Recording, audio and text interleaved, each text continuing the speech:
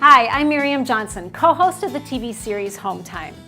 Now, this metal box is an electrical panel. It's where the main power line from outside enters the home and then gets routed throughout the electrical system inside the home. Now, inside the box, these are the circuit breakers. Now, circuit breakers have a built-in safety mechanism that will shut off the power or trip if there's an electrical problem. This may occur in the kitchen when you run your microwave and a blender at the same time. The tripping breaker means that the circuit is overloaded.